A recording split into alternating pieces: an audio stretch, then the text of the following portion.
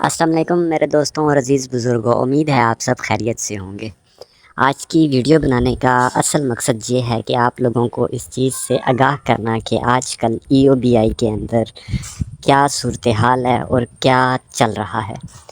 تو دوستو، آج آپ کو اس ویڈیو میں بتاتے ہیں کہ EOBI سے 358 افراد جو 2013 میں سپریم کورٹ کے حکم کے اوپر نکال دیے گئے تھے، وہ پچھلے پورے ایک ہفتے سے EOBI کے ہیڈ آفس کے مرکزی دروازے کے اوپر اپنا احتجاج ریکارڈ کرواتے ہیں، اور ایک دفعہ اپنی جوائننگز دینے کے لیے EOBI کے ہیڈ آفس کے اندر بھی جا چکے ہیں۔ EOBI کی مینجمنٹ اور EOBI کے لوگوں کا یہ کہنا ہے کہ یہ وہی لوگ ہیں جو سپریم کورٹ سے نکالے گئے تھے، اور جاتے وقت ان لوگوں نے 300 کے قریب کلٹس گاڑیاں اور بما لیپ ٹاپ لے کے چلے گئے، جن کی FIR بھی کراچی میں درج ہوئی ہے، لیکن تاحال وہ ان سے ابھی تک نکالے نہیں جا سکے۔ ان لوگوں کے قبضے میں وہ لیپ ٹاپ اور گاڑیاں موجود ہیں۔ کلٹس گاڑیاں تھیں جو تقریباً ادھر سب آفیسرز کو ملی تھی EOBI کے فنڈز میں سے۔ گوندل صاحب چیئرمین تھے، ان کے دور کے اندر ان لوگوں کو یہ سب کچھ نوازا گیا تھا، بغیر کسی انٹرویو، بغیر کسی چیز کے ان لوگوں کو، بغیر کسی میرٹ کے ان لوگوں کو اپوائنٹ کیا گیا تھا اور ان چیزوں سے نوازا گیا تھا۔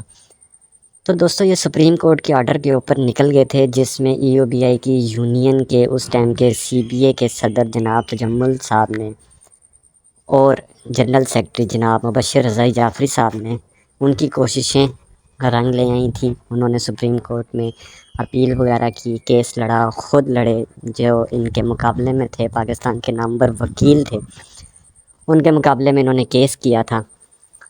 تو بہرحال جیت ان کی ہوئی، کیونکہ ان کے پاس ڈاکومنٹیشنز پوری تھیں، اللیگل تمام جو بھی چیزیں ہوئی تھیں سب کی ڈاکومنٹس یونین کے پاس موجود تھی۔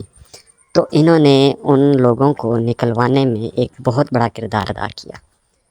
یہ لوگ 2013 میں نکل گئے۔ کرپشن کیسز بھی بہت سے تھے، جو گوندل صاحب کے اوپر 44 ارب کے ٹوٹل کرپشن سکینڈل سے، اور ان لوگوں کی غیر قانونی بھرتیاں بھی بیچ میں ہی تھیں۔ تو دوستو، آج کل یہ لوگ جب مخلوط ایک گورنمنٹ بنی ہے PDM کی، اس کے اندر پیپلز پارٹی بھی بس سر اقتدار آئی ہے، تو پیپلز پارٹی کے ہی یہ جیالے ہیں، اور انہوں نے ہی ان کو واپس رینسٹیٹ کروانے کے لیے پارلیمنٹ میں ایک کمیٹی تشکیل دی۔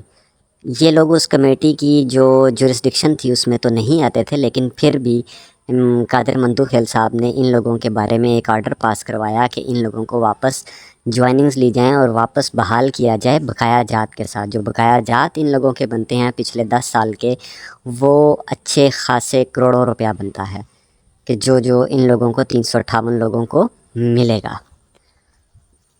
تو دوستو، یہ چیزیں چل رہی ہیں، جس کے اوپر جو EOBI کی چیئرپرسن ہے ناہید شاہ درانی، انہوں نے بڑا بولڈ سٹیپ لیا اور اس سب چیزوں سے انکار کیا، اور ابھی تک وہ اس سٹیپ کے اوپر قائم و دائم ہے۔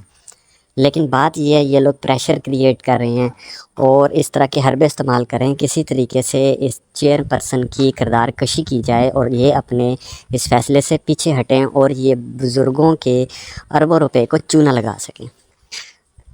تو آنے والے وقتوں میں یہ چیزیں مزید کلیئر بھی ہو جائیں گی۔ اول تو جو قانون دان ہیں وہ یہ کہہ رہے ہیں کہ یہ لوگ واپس بحال نہیں ہو سکتے، پارلیمنٹ نہیں ان کو بحال کر سکتا، کیونکہ یہ لوگ سپریم کورٹ سے اپنا کیس ہار چکے ہوئے ہیں۔ سپریم کورٹ نے ان کے خلاف فیصلہ دیا، پھر انہوں نے ریویو پٹیشن دائر کی، ان کی ریویو پٹیشن بھی مسترد ہو گئی۔ اس کے بعد ان کو سپریم کورٹ کے آرڈر کے اوپر ان سب لوگوں سے میرٹ کی بنیاد پر ٹیسٹ لیے گئے، جو کہ یہ تمام کے تمام فیل ہو گئے تھے۔